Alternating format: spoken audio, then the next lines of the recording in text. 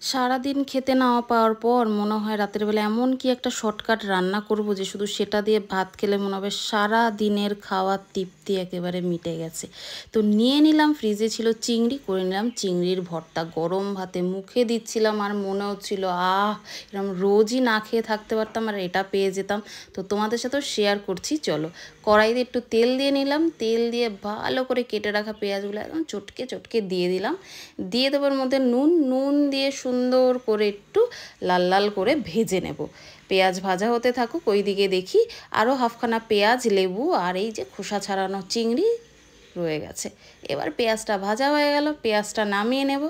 নামিয়ে নিয়ে কড়াইতে একটু তেল দিয়ে দিলাম চিংড়িগুলো। বাবা যেইভাবে ছিটে ছিটে আসছিল গায়ে, চিংড়িগুলোকে ভালোভাবে ভেজে নেব।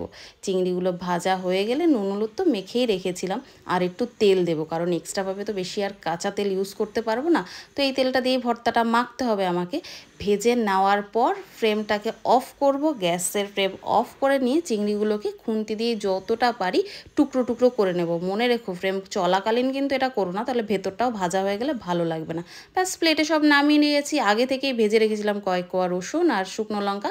এবার রসুন, শুকনো লঙ্কা, নুন, কাঁচা পেঁয়াজটা দিয়ে ভালো করে দেখো চটকে চটকে মেখে নিচ্ছি। ওইদের পেটে খিদে, জিভে নেশা, কি আর বলবো, গন্ধে মনে হচ্ছিল ওখানেই বসে পড়ি। তো কিছু করার নেই, মাখতে তো হবেই। সব ভাজা পেঁয়াজ, চিংড়ি সব কিন্তু একসাথে ভালো করে হালকা হাতে মেখে নিলাম। ধনেপাতা ছিল না তাই স্কিপ করেছি, তোমরা চাইলে দিতে পারো। এবার একটু দিয়ে দিলাম লেবুর রস, কি আর বলবো।